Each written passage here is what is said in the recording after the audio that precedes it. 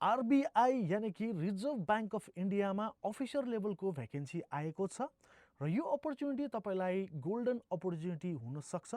यहाँ तपाईँले official notification देखिराख्नु भएको छ, direct recruitment for the post of officer in grade B भनेको छ। यो ग्रेड बी लेभलको यो भ्याकेन्सी रहनेछ आरबिआईको तर्फबाट र यो टोटल भ्याकेन्सी भन्नुपर्दाखेरि 60वटा रहेको छ, जसमा डिफ्रेन्ट 3वटा यहाँनिर सेक्सन रहेको छ अफिसर लेभलको नै। यहाँनिर तपाईँको जेनरल क्याडर, डिइपिआर अनि डिएसआइएम यहाँनिर यो क्याडरहरू रहेको छ र यहाँनिर टोटल भ्याकेन्सी डिस्ट्रिब्युट गरिदिएको छ एससी, एसटी, ओबिसी अनि जेनरल क्याटेगोरीमा। र जेनरल क्याटेगोरीको भन्नुपर्दाखेरि यहाँनिर officer in grade B general क्याडरको लागि 16वटा भ्याकेन्सी रहेको छ भने इडब्ल्युएसको लागि 4वटा भ्याकेन्सी रहेको छ। त्यसै प्रकारले ओबिसीको लागि 9वटा भ्याकेन्सी रहेको छ अनि एससीको लागि 7वटा भ्याकेन्सी रहेको छ र एसटीको लागि 4वटा।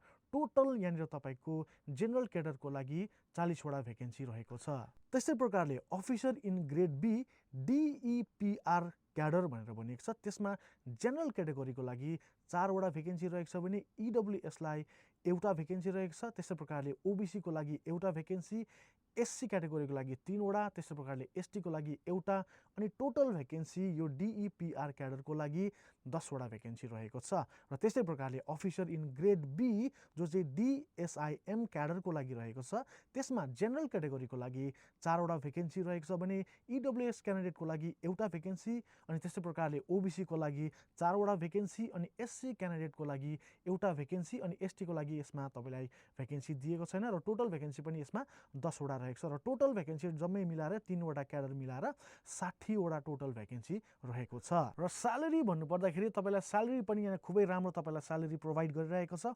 1,54,936 विदाउट एचआरए भनेको छ। अझै एचआरए थपिँदाखेरि तपाईँको स्यालेरी अझै माथि पुग्नेछ।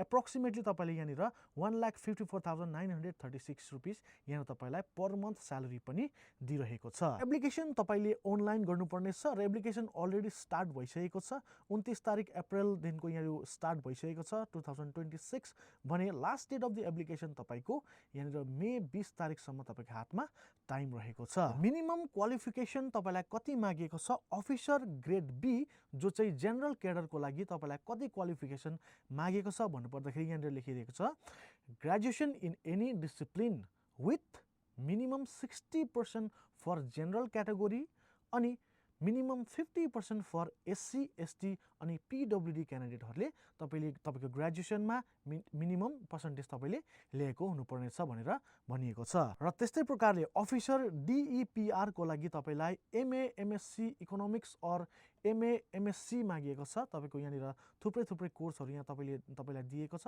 यो तपाईँले पढ्न सक्नुहुनेछ। तपाईँको कोर्स अनुसारले तपाईँले यहाँ अप्लाई गर्नु सक्नुहुनेछ। त्यस्तै प्रकारले अफिसर लेभल ग्रेड बी डिएसआइएममा मिनिमम क्वालिफिकेसन तपाईँलाई यसमा पनि मास्टर डिग्री नै मागिएको छ। यसमा चाहिँ विथ मिनिमम 55% मागिएको छ।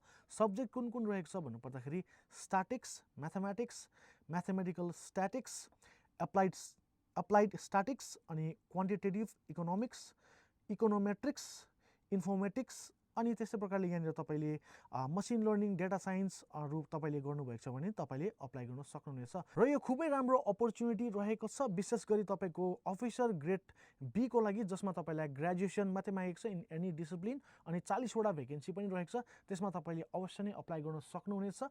र यो अफिसियल नोटिफिकेसन अनि अप्लाई लिङ्क तपाईँले तल पाउनुहुनेछ, कमेन्टमा तपाईँले पाउनुहुनेछ। युट्युबमा हेरिराख्नु भएको छ भने तपाईँले डिस्क्रिप्सनमा तपाईँले पाउनुहुनेछ, त्यहाँ डाइरेक्टली गएर तपाईँले यसको फुल इन्फर्मेसन त्यहाँनिर पढ्नु सक्नुहुनेछ अनि त्यहाँनिर डाइरेक्ट अप्लाई लिङ्क पनि तपाईँले प्राप्त गर्नु सक्नुहुनेछ। र यो भिडियो तपाईँलाई इन्फर्मेटिभ लाग्यो भने तपाईँले ज्यादा से ज्यादा सेयर गर्नुहोला र यस्तै प्रकारको इन्फर्मेटिभ भिडियोहरूको लागि तपाईँले सब्सक्राइब गर्न पनि नबिर्सिनुहोला।